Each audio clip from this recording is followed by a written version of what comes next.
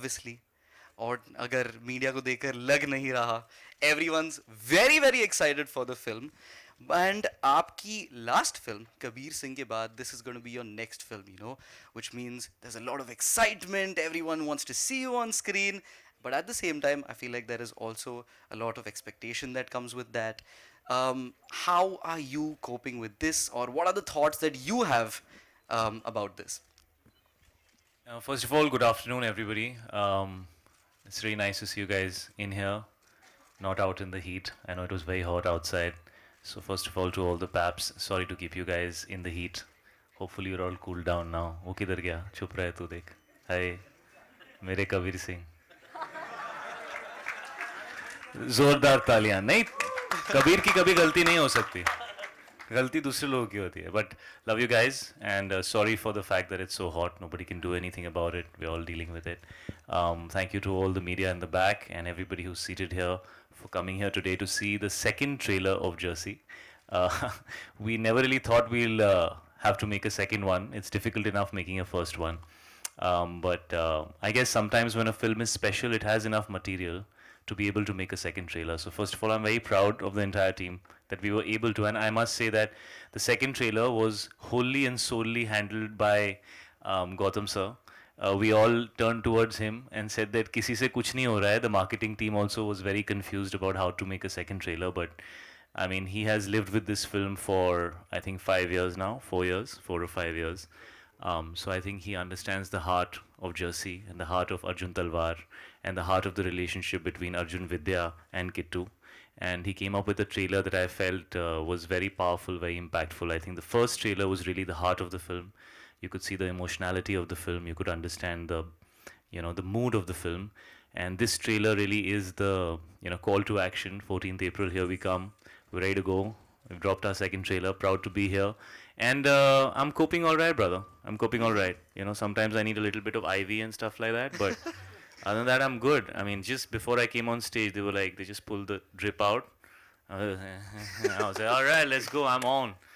Put a colorful jacket on, look sharp, feel good, have a smile on your face. Always works. Sounds like a very shy thing to say. Well, I mean, tell me one thing. सुबह उठ के सबसे पहला thought क्या था आज? बहुत सारे थॉट्स होते हैं एक्चुअली. सुबह तो जब मैं उठता हूँ तो usually my son is sitting on my chest. That's how I wake up in the morning. So I wake up with a it's like Papa. That's usually how I wake up. So yeah, today was no different. The mornings are dedicated to the children, and Absolutely. the afternoons are dedicated to films.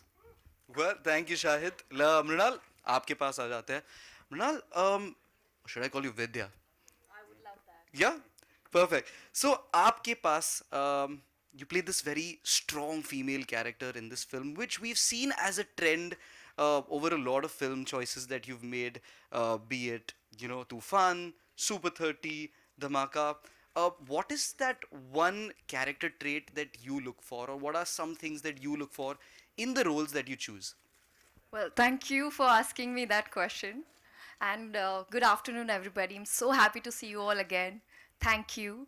And coming back to your question, well, I think the best part about being an actress is not just being an actress and playing that character, but to be able to play a journalist, to be able to play a dancer, to be able to play a receptionist in this film working for a hotel.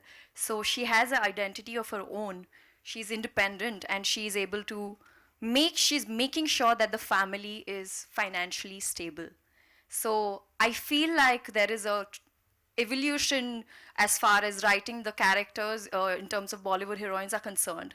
And I would really like to thank Gautam sir for giving me this opportunity, because it's such a meaty role and one of the most difficult role that I have played. First of all, to be in front of Shahid, you end up like forgetting your lines. And then you have a scene where you have to slap him. Then you have a scene where you're romancing him. So, it was overwhelming. And yeah, I must say that all the wives are not similar. इस room में I'm sure आप मुझसे you will agree with me कि हर एक के wife में अलग अलग क्वालिटीज़ होती है. So I'm happy that I am contributing and it's such a great role. And next time I'm sure कि मुझे ये questions नहीं मिलेंगे कि Mrinal you always play supportive roles. इस film में क्या हुआ? No, at all. So this is a very special film for me because it was very, like I mentioned, it was extremely difficult. But having said that, there is one person in your life who will always push you to become better. And like in this film, you see the Kittu is the driving force for Arjun, you know, to get what he really wants, which you would see in the film. I would really like to thank my father because he's someone who really inspired me to be not just a better human, but a better actress. That was absolutely lovely. Thank you so much, Mrinal. जो भी होगा देखा जाएगा, पर तो life चलती है. तो I think that's always a good strategy to have. It's you always have to get up regardless of what happens. You know that's how I lived my life. जैसे आपने कहा, मुझे ऑलमोस्ट 2 दशक हो गए हैं, 18 साल हो गए हैं, और नहीं 19 साल होने वाले हैं इस साल, और अगले साल 20 हो जाएंगे. So I have been here for a while. I don't feel that old, but I have been here for a while. क्या है दैट एक्चुअली जो आपने सवाल पूछा वो थोड़ा कॉम्प्लेक्स है, बिकॉज आपकी फिल्म का जो पोटेंशियल होता है वो उसका जॉनर और उसकी रीच कितनी हो सकती है उस पर डिपेंड करता है, यू नो. और अलग अलग सब्जेक्ट्स जो होते हैं, as you spend more time as an actor, at least मुझे थोड़ा वक्त लगा है समझने में. क्योंकि मैं थोड़ा एक्टिंग बैकग्राउंड से आता हूँ, मैं स्टारडम वाले बैकग्राउंड से नहीं आता. मेरे फादर जो थे वो एक्टर थे, यू नो. तो हमेशा बहुत प्योर वे में मुझसे डिस्कस करते थे. मेरी मॉम भी हमेशा से कलाकार थी, तो वो हमेशा कलाकारी की बात करते थे. वो बिज़नेस की बात इतना शायद जानते ही नहीं थे मुझसे करने के लिए. तो वो शायद मैंने खुद समझा है. पिछले ये जो बैठे हैं ना मेरे साथ, इनको मैं 18 साल से जानता हूँ. 18 साल, 12, 13, 15 साल, जब भी मैं से पहले आए थे ये. तो हाँ, आई थिंक 15 साल हो गए. और जब भी मुझे कुछ भी नंबर्स का पता करना होता तो मैं इनको फ़ोन करता था. और अब फाइनली ये अपनी पहली फिल्म प्रोड्यूस कर रहे हैं. So I am very proud of Aman. ताली बजा दो यार, प्रोड्यूसर ने. Let's, yeah. आपका भी पहला दिन आएगा, लोग ताली बजाएंगे, अच्छा लगेगा, यू नो. सो हमेशा नंबर्स ये मुझे बताते थे और धीरे धीरे समझाते भी थे कि यू नो अलग अलग जॉनर्स होते हैं, उनके लिए अलग अलग तरह की ऑडियंस होती है. मेरे लिए सबसे ज़रूरी ये है कि मेरी फिल्म की जो ऑडियंस है, मैं उसको मैक्सिमाइज़ कर पाया या नहीं. जितने लोग इस फिल्म या इस सब्जेक्ट को देख सकते थे, समझ सकते थे या इंटरेस्टेड होते, वो इस सब्जेक्ट को देखते हैं या नहीं. और मेरी फ़िल्म की क्वालिटी कितनी अच्छी है, बिकॉज जब फिल्म की क्वालिटी बेहतरीन होती है तो वो अपनी ऑडियंस से ज़्यादा बाहर तक जा सकती है. तो एक आपकी कोर ऑडियंस होती है और एक वाइडर ऑडियंस होती है जो कोई भी अच्छी फिल्म देखना पसंद करती है. और तीसरी चीज़ है कि आपकी अपनी एक ऑडियंस होती है जो आपको पसंद करती है as an actor, you know. So it's a mixture of all these things. Of course box office is very important. मुझे यही लगता है अब कि मेरी जो भी फिल्म आए वो मैं जितने ज़्यादा लोग उसको समझ सकें या रिलेट कर सकें, मैं चाहूँगा. क्योंकि कबीर सिंह के बाद एक वाइडर ऑडियंस बेस है और बहुत प्यार मिला मुझे. तो एक्चुअली मैंने इस फिल्म को इसी पॉइंट ऑफ व्यू से बनाया कि जितना प्यार मुझे मिला, जितना इमोशनल मुझे फील हुआ, अगर मैं वो वापस ऑडियंस को इस कहानी के थ्रू, इस कैरेक्टर के थ्रू दे पाऊँ, कि जब वो फिल्म देखकर ऑडियंस बाहर जाए तो उन्हें लगे कि उनको एक यू नो एक होलसम फिल्म मिली और कहीं दिल को छुए वो फिल्म. तो मैंने वो सोच कर ये फिल्म की है. बिकॉज एक्चुअली जब आप दिल को छू जाते हैं तो नंबर्स ना वो इम्पोर्टेंट नहीं होते, वो आ जाते हैं. लेकिन दिल को छूना बहुत इंपॉर्टेंट है. हम फिल्में शायद इसी वजह से बनाते थे और अब भी बनानी चाहिए.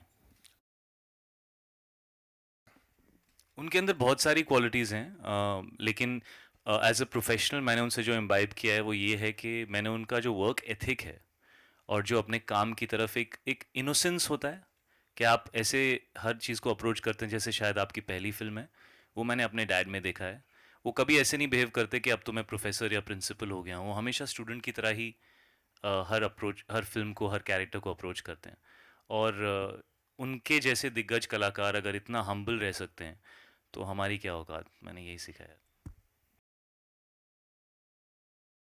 मुझे ना मेरे काफ़ी एक बहुत करीबी, बहुत सीनियर लाइक फैमिली मेम्बर थे. उन्होंने कहा था कि जिन लोगों को ज़्यादा जल्दी सक्सेस मिल जाती है, they are like you know very strong trees. और अगर आप देखें, जब भी ज़ोर की हवा चलती है तो बड़े पेड़ गिरते हैं, छोटे पेड़ नहीं गिरते. वो ऐसे मूव करके एडजस्ट हो जाते हैं.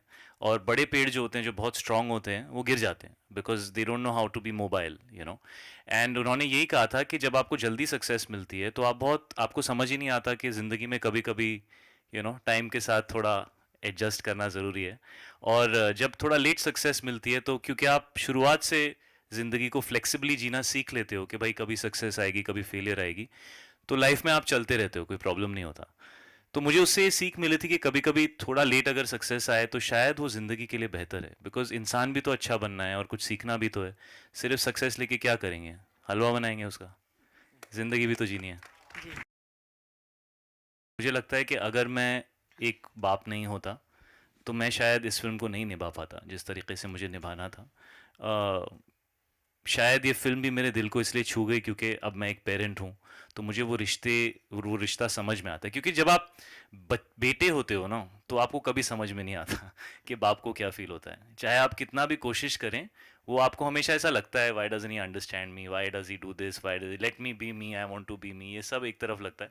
लेकिन जब आप बाप बन जाते हो ना, तो आपको सब समझ में आने लगता है कि आपके फादर या आपके मदर आपको जो भी कहते थे वो क्यों कहते थे। बिकॉज एक पेरेंट का जो अपने बच्चे की तरफ जो एक इमोशन है, लाइक मुझे ऐसा लगता है कि जब आप अपने 30s में पहुंच जाते हो, तो आपकी ज़िंदगी एक खुली किताब होती है जो आप कहीं बीच में हो। अगर 100 पेज की पन्ने की किताब है तो आप कहीं 40-50 पेजेस पे हो। आपका हर रिश्ता जो है वो 40-50 पेजेस का बैगेज लेके चल रहा है।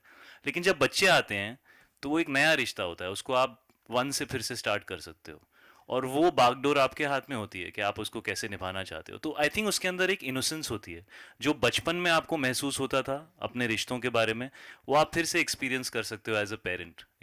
सो वो चीज़ मैंने आफ्टर बिकमिंग अ पेरेंट समझी कि यार ये तो बच्चा इनोसेंट है, मैं जैसा रहूँगा ये मुझसे वो सीखेगा, और हमारी रिलेशनशिप उसका दारोमदार मेरे ऊपर है। जब मैं बच्चा था तो मेरे पेरेंट्स के ऊपर था उसका दारोमदार।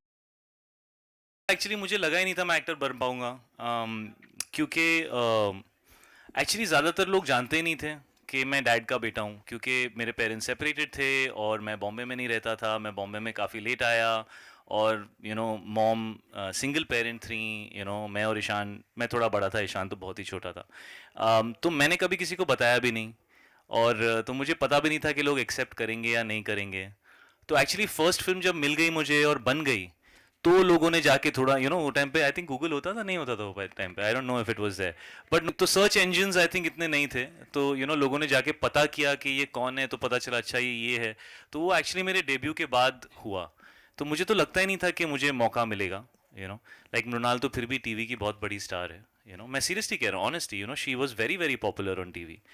बट मेरे लिए तो ऐसे ही था, ये मेरी पहली पिक्चर नहीं चली तो मेरा तो मतलब एकदम आउट हो जाऊंगा मैं। So I I think it's a blessing that I am an actor. और मैं जानता हूँ लोग शायद ना माने इस बात को, क्योंकि मेरे पेरेंट्स टेक्निकली एक्टर्स हैं, लेकिन वो ज़्यादा लोगों को नहीं जानते थे। लाइक मैंने पहले भी कहा, हमारे ज़िंदगी में वो एक इंसान हमेशा होता है जो हमें पुश करता है। कई बार हमें हमारे फैमिली से सपोर्ट नहीं मिलता, जो हमारे करियर चॉइसेस है। आई एम श्योर इस रूम में काफ़ी सारे लोग बैठे होंगे, उनको अपने फैमिली से सपोर्ट नहीं मिला होगा। It doesn't mean that you don't love your family. We all are permission, like I am a permission child. जब तक मुझे परमिशन नहीं मिलती है मैं 100% नहीं कर पाऊँगी। तो कहीं ना कहीं मुझे लगता है कि this film, how it has impacted me, मैं आपको बताऊंगी। जो लास्ट फिल्म जिसने मुझे मेरा करियर चेंज हो गया। मैं बीडीएस करने वाली थी, डेंटिस्ट बनने वाली थी, मैं शायद आपको क्लिनिक में मिलती, लेकिन आज मैं यहाँ पर आपके सामने बैठी हूँ, वो है 3 इडियट्स। क्योंकि उस फिल्म में मुझे ये सिखाया कि आप अपने दिल की सुनो। वैसे ही अगर जब मैंने यही कहा कि मुझे किसी भी हद, मतलब I just want to be a part of this film, क्योंकि इस फिल्म ने दर something within me moved. क्योंकि काफ़ी सारे चीज़ों की शुरुआत तो हम कर देते हैं पर ख़त्म नहीं करते, क्योंकि कॉन्फिडेंस नहीं होता, क्योंकि कोई कंडीशंस होती है, सपोर्ट नहीं मिलता। तो इस फिल्म में ज़रूर आप देखेंगे कि किस तरह से अर्जुन तलवार वापस वो अपनी जर्नी शुरू करता है। उसी तरह से मैंने भी अपनी जर्नी वापस शुरू की थी 2-3 साल टीवी के छोड़ने के बाद। सो फॉर फॉर मी, कहीं ना कहीं मैं अर्जुन को, अपने आप को वहाँ पर देखती हूँ। मैं बुलबुल को वहाँ देखती हूँ, मैं काफ सोनिया को वहाँ देखती हूँ कि there is that one thing which will always be around you, a person, your friend, your teacher, your child, your grandma, your friend, whoever that be. मेरी एक रिक्वेस्ट है आप लोगों से, जब आप ये फिल्म देखेंगे अपनी पूरी फैमिली के साथ, तो प्लीज़ एक फ़ोन उस इंसान को ज़रूर करना और कहना कि थैंक यू टुडे, क्योंकि जब मैंने फ़िल्म देखी दिसंबर में, तो मैंने अपने डैड को बोला कि dad, thank you for giving me this life, for giving me this opportunity. पूरी दुनिया मेरे एक्ट्रेस बनने के खिलाफ थी, लेकिन आज मैं उन सारी फिल्मों का हिस्सा बन रही हूँ। बाकायदा जर्सी, एक ऐसी फिल्म जो आपके अंदर का जो पैशन था, वो जिस भी कारण बुझ गया हो, वो it will ignite the fire within you. That's what this film has done to me. इन्होंने जो जवाब दिया उसके बाद मेरा सब फुस फुस हो जाएगा, वही कैसा। नहीं, एक्चुअली मैंने बहुत पर्सनली कनेक्ट किया था, मैंने पहले भी बात की है इसके बारे में, इस सब्जेक्ट के साथ, क्योंकि हमारा काम कुछ ऐसा है और शायद बहुत सारे काम ऐसे हैं जहाँ जब आप अपने मिड 30s में आते हैं तो बड़े सारे नए लोग आते हैं, लोग उनके बारे में बड़े एक्साइटेड होते हैं, और अगर आप बहुत ज़्यादा हाई पे नहीं होते अपने करियर में तो आपको ऐसा लगता है कि यार क्या लोग भी मुझे उतनी इंपॉर्टेंस देंगे, इतने सारे नए लोग आ रहे हैं, इतना सब कुछ हो रहा है, एक तरफ तो ये बात होती है, सो यू वंडर कि जो आपने अपने लिए सोचा था या जो आपको लगता है आप करना चाहते हैं, जिसकी वजह से आप अपनी फैमिली से, अपने बच्चों से इतना दूर रहते हैं, वो होगा या नहीं होगा, और दो तरह के लोग होते हैं, मुझे ऐसा लगता है 20s में तो सबके अंदर आग होती है यहाँ पे कि मैं ये करूँगा, मैं वो करूँगा, मैं सब कुछ करूँगा, और फिर लाइफ होती है, और मुझे लगता है 95-96% हिंदुस्तानी मर्द और कई औरतें शायद वो नहीं कर पाती जो वो करना चाहते थे, उनके जो अपने ख्वाब थे अपने लिए, उनको फैमिली के लिए, अपने पेरेंट्स के लिए, या अपने जो भी उनकी रिस्पॉन्सिबिलिटीज़ हैं उसके लिए, शायद उनको अपने आप को और अपनी चाहतों को पीछे करना पड़ता है और फैमिली की रिस्पॉन्सिबिलिटी संभालनी पड़ती है, और फिर एक वक्त आता है जब या तो वो आग उनके अंदर कम हो जाती है और वो लाइफ में शायद ठीक एडजस्ट कर लेते हैं जो भी है, लेकिन कुछ लोग ऐसे होते हैं, और आई थिंक बहुत सारे लोग ऐसे होते हैं जिनके अंदर वो आग कभी जाती नहीं है, वो जलती रहती है, जलती रहती है, और ये फिल्म उस कैरेक्टर के बारे में है जो रोज़ अपनी ज़िंदगी वैसे ही वैसे ही वैसे ही नहीं जीना चाहता, और वो एक दिन कहता है कि यार I want to feel alive, I don't want to just live, I want to feel alive, और वो उस चीज़ को चेज़ करता है जो उसे लगता है कि वो ऐसा कर सकता है शायद जो दूसरे लोग नहीं कर सकते, जिससे उसे लगता है कि क्योंकि उसका सबसे बड़ा डर यही है कि उसका बेटा भी उसे वैसे ही देखेगा जैसे शायद लोग उसे देखते हैं, और वो बहुत बड़ी चीज़ है उसके लिए, तो वो उसको चेज़ करता है बिकॉज वो कहता है यार I want to feel alive, फिर जो भी हो जैसा भी हो वो देखा जाएगा। तो वो महरम के अंदर वो लाइंस भी हैं, क्या लाइंस है वो, ताना है जो देखी जाए अब करम ही फरमाए, होना है जो देखी जाए अब करम ही फरमाए, कि अब मेरे कर्म जो हैं वही बात करेंगे दुनिया से, अब जो होगा वो देखेंगे। सो वो एटीट्यूड जो है, मैंने जब ओरिजिनल फिल्म देखी, इट ब्रोक माई हार्ट, मतलब it tore through my heart and it went and just I don't know connected with something so deep कि मैं इंस्पायर हो गया यार, बहुत मोटिवेट हो गया मैं, तो मुझे लगा कि ये कहानी तो मैं हिंदी ऑडियंस के पास लेके जाना चाहता हूँ, और किसी ने सवाल पूछा था कि डिले हो गई, टाइमिंग इंपॉर्टेंट होती है, आपने शायद यहाँ किसी ने सवाल पूछा था, तो मुझे एक्चुअली वियर्डली ये लगता है कि after Covid and after everything that has happened in the last 2 years, I feel ये फिल्म जो कह रही है ये हम सब के लिए बहुत ही एक बहुत इमोशनल एक्सपीरियंस होगा लेकिन आई थिंक बहुत मोटिवेटिंग भी होगा, तो दैट्स व्हाट आई फील। मैं ये कहता हूँ हमेशा, and I really mean this, in the 20s when we are in our 20s we don't have perspective of reality, we look at everything in a very idealistic manner, and we have a lot of adrenaline and a lot of passion and a lot of drive inside us, so we keep pushing hard for things that a lot of times are very um, like they probably won't happen, but you keep pushing, and I think that's how my life was. I mean, I've done everything thinking मैं कर लूँगा when everybody else looks at you and says ये कैसे होगा, so I have always lived my life like that कि अगर कोई ना बोलता है तो मुझे करना ही पड़ेगा, तो ये मुझे जब ज़्यादा लोग बोलते थे ना ये वो तो मुझे लगता था अच्छा रुको रुको, टाइम आएगा टाइम आएगा। ब्रेव हार्ट के अंदर एक सीन है पता है, जब वो स्कॉटिश आर्मी वेट कर रही है और सामने से इंग्लैंड की आर्मी आ रही है, और वहाँ पे वो व्हाट्स मेल गिब्सन वेट कर रहा है, and he is just saying hold hold hold, so in life you have to go through those moments, you have to hold, let the world put you down, use it. It's fuel. And I really feel sometimes ease and success is more harmful for you than failure, because failure puts a lot of fuel in your system to work really hard. My heart is very close to Arjun Talwar's character. I can relate to him tremendously. Like I said, you know, when you're in your 30s as a man, the responsibilities that you have, that transition from being a boy to a man, only happens after you become a family man. Till then, you're a boy. You know, when you have those responsibilities, when you have a family, when you have children, when you put other people in front of you, then when you chase your dream and you don't let them down, that is being a man. बाकी सब वो time pass है, चलता है, हे cool यो bro, ये सब ठीक है, वो 20s में मैंने भी किया है. But I respect the men who know how to balance everything, and Arjun Talwar is a guy who has to look at his family. And it's a very emotional journey of a character. And I don't know, like I connected with it very closely. So there is a lot of Shahid in Arjun Talwar. Yes, there is. First week of Jersey was very difficult क्योंकि ये ना यहाँ पे ऐसे कुछ ना कुछ होता था. मुझे याद है अमन के साथ मैं बैठी थी अपने रूम में और मैं रो रही थी. मुझसे नहीं होगा, ये बहुत डिफ़िकल्ट है. और सेट पर जब मैं जाती थी, जब हम अपने रिहर्सल्स करते थे, यहाँ पर अनिल सर नहीं है जो हमारे डीओपी है. मैं उनका भी नाम लेना चाहूँगी क्योंकि Anil sir, Shahid, Aman and Gautam sir, ये चारों, they all are like my pillars. And coming from them, when they say, Mrunal, you can do it, it just makes you feel good कि हाँ यार, मैं कर सकूँगी. एंड जो भी आप देखोगे 14 अप्रैल को, वो बोलेगा. But having said that, I'm really blessed to be working with Shahid. It was my dream. It's a dream come true. And I'm sure you all the girls are jealous out there. But मैं बहुत उनकी बड़ी fan रह चुकी हूँ. I've told him multiple times, and I will never ever get tired of how wonderful, how focused, and how secure actor he is.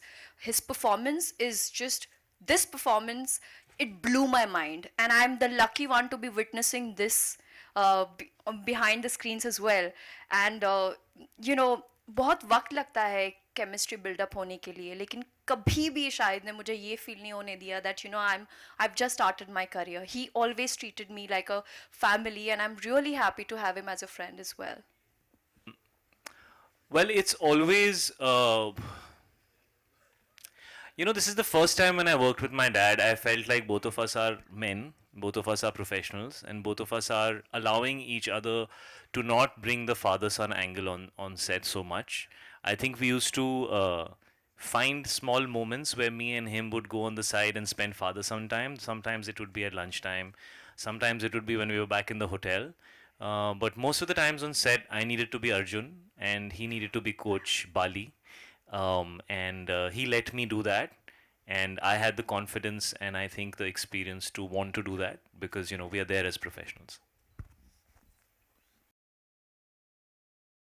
Singapore is a beautiful place. Yes. I love coming there very often. And the minute things open up and, travel becomes more relaxed, I will make sure that I come there.